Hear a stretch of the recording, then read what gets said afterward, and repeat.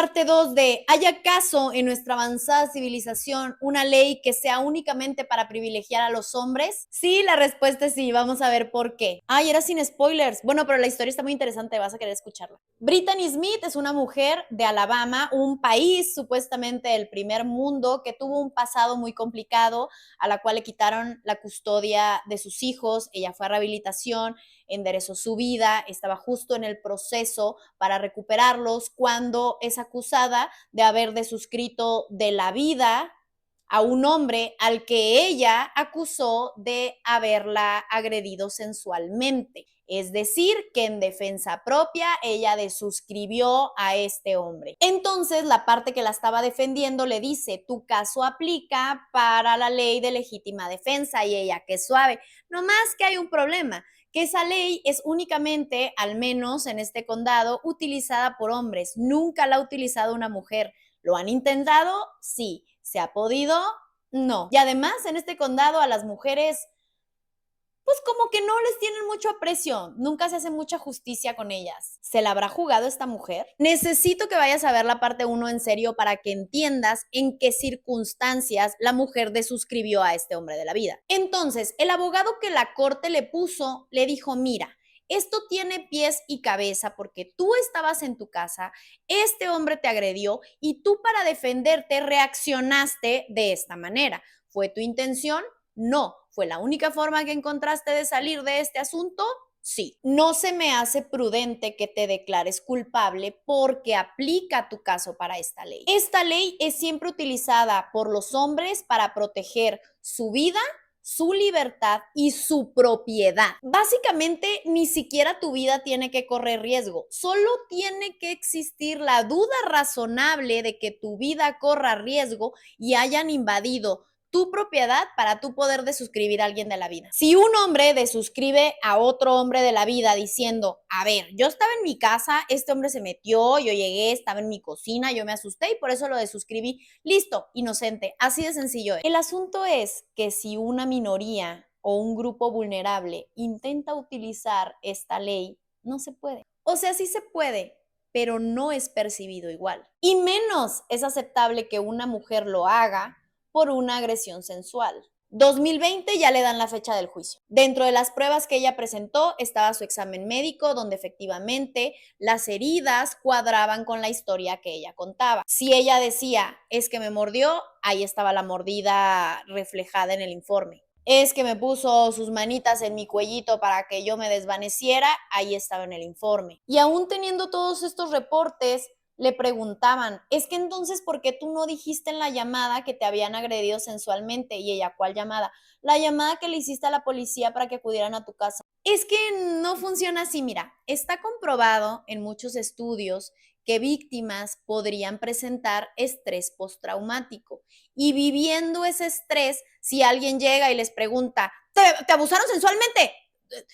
No, pueden llegar a mentir, omitir, engañar por un sinfín de razones, desde que se le desconectaron los cables hasta vergüenza. Y ojo que ella, mientras rendía declaración, siempre fue súper mesurada. Las palabras las utilizaba justas y correctas.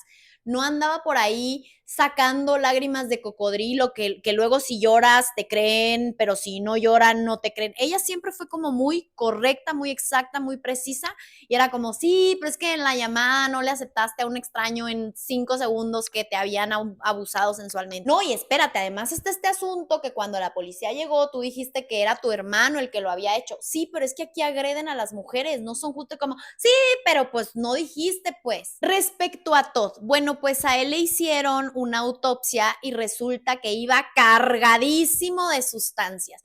Digamos que si el normal para una persona que va cargadita son 200, Todd traía 840.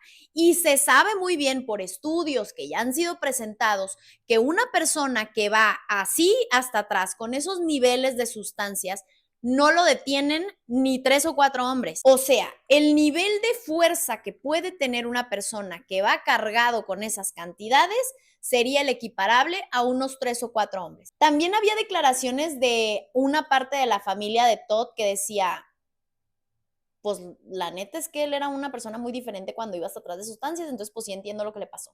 Anda, por ahí apareció la ex esposa diciendo, la verdad sí. Yo alguna vez fui a acusarlo de que a mí me había privado de la libertad, que me había sodomizado, que me había agredido, y la policía nunca hizo nada. Y ahí están todas las pruebas de que a mí también me lo hacía. Y la jueza de que sí, no sé, pues déjame ver, es que yo no estoy muy segura de que ella sea confiable porque pues es que le quiso echar la culpa al hermano. Entiende que no era la culpa al hermano, simplemente era porque era más sencillo que el hermano se saliera con la suya, que si yo decía la verdad ustedes me creyeran. Sí, pero no sé. Por ejemplo, a ver, ¿por qué llamaste a tu mamá cuando él te dio chance de usar el teléfono en lugar de hablarle a la policía? Y la Brittany, porque mi mamá es más eficiente que ustedes, bebés. Ustedes, como ley, no son conocidos, al menos en este condado, por proteger a la mujer. Hay muchas mujeres aquí en este condado que han ido a acusar a sus hombres de haberlas agredido y a ustedes no les importa. Y yo sé que si yo le hablaba a mi mamá y por ahí mi mamá sospechaba lo que estaba pasando, mi mamá iba a dejar la vida para defenderme, cosa que ustedes no iban a hacer. Claro que le iba a llamar a mi mamá. Y para defender esta postura, Brittany en redes sociales juntó un montón de mujeres que al menos por esa área habían sido desestimadas al presentar sus denuncias por agresión contra ciertos hombres blancos. Y la jueza, mejor no puedes usar esa ley.